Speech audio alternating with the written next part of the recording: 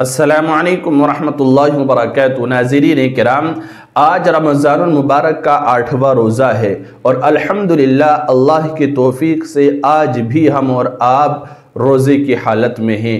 دعا ہے کہ اللہ تعالی ہمارے اس روزے کو قبول فرمائے اور آج ہم جو بھی عبادت کریں، ذکر، اذکار، تسبیحات، قرآن کریم، جو کچھ بھی ہم پڑھیں اللہ کی رضا کے لیے، اللہ تعالیٰ اس کو بے حد قبول فرمائے۔ 8ویں روزے کی حالت میں ہمیں کیا کیا اعمال کرنے ہیں، کون کون سی عبادتیں کرنی ہیں، روزہ، نماز اور تراویح کے اہتمام کے ساتھ ساتھ وہی میں آپ کو بتلاؤں گا۔ دیکھیے، فجر کی نماز کے بعد سورہ فتح ایک مرتبہ پڑھیں، یہ پہلا عمل ہے۔ سورہ فتح یہ 26ویں پارے میں ہے اور اس سورت کے اندر 29 آیتیں ہیں اور تقریباً 4 رکوع ہیں۔ تو سورہ فتح ایک مرتبہ فجر کی نماز کے بعد آپ کو پڑھنی ہے، یہ پہلا عمل ہے۔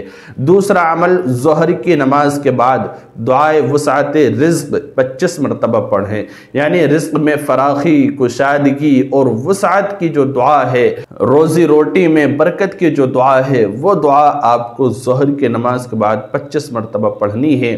وہ دعا یہ ہے، اللہم اجعل اوسع رزقک علی عند کبر سنی وانقطاع عمری، جس کا ترجمہ ہے، یا اللہ میری روزی میں فراخی کر دے، میری روزی میں کشادگی کر دے، وسعت عطا فرما دے میرے بڑھاپے تک اور آخری عمر تک، یعنی عمر کے ختم ہونے تک۔ تو یہ بہت ہی بہترین دعا ہے، اس کا آپ ورد کیجئے ظہر کی نماز کے بعد 25 مرتبہ۔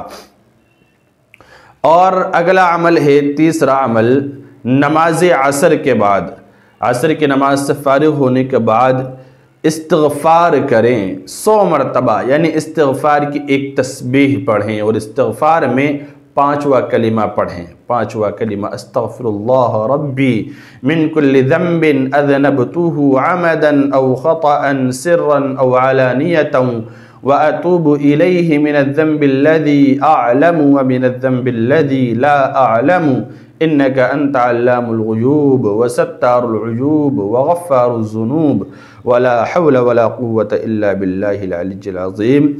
یہ اس استغفار کی آپ ایک تسبیح پڑھیں، یعنی 100 مرتبہ عصر کی نماز کے بعد۔ اگلا چوتھا عمل ہے، مغرب کی نماز کے بعد دعائے رزق پڑھیں۔ دعائے رزق 25 مرتبہ پڑھیں، اور یہ وہ دعا ہے جو رسول اللہ صلی اللہ علیہ وسلم کے روزے کی جالیوں پر لکھی ہوئی ہے، لا الہ الا اللہ الملک الحق المبین محمد الرسول اللہ صادق الوعد الامین۔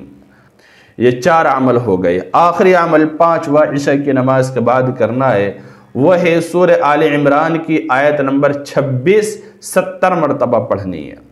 آیت نمبر 26، یعنی قل اللہم مالک الملک تؤتی الملک من تشاء وتنزع الملک ممن تشاء وتعز من تشاء وتذل من تشاء بیدک الخیر انک علی کل شیء قدیر۔ یہ آیت سورہ آل عمران کی، سورہ آل عمران یہ 3 پارے میں ہے، اس کی آیت نمبر 26 70 مرتبہ پڑھنی ہے۔ آپ یہ پڑھیں گے، نماز عشاء اور تراویح سے فارغ ہونے کے بعد آپ کا عمل مکمل ہو جائے گا۔ تو یہ 8ویں روزے کی خاص اعمال اور خاص عبادتیں ہیں جس کو کرنا ہے روزے کے اہتمام اور نمازوں کے اہتمام کے ساتھ۔ اللہ تعالیٰ آسانی کا معاملہ فرمائے۔ السلام علیکم ورحمۃ اللہ وبرکاتہ۔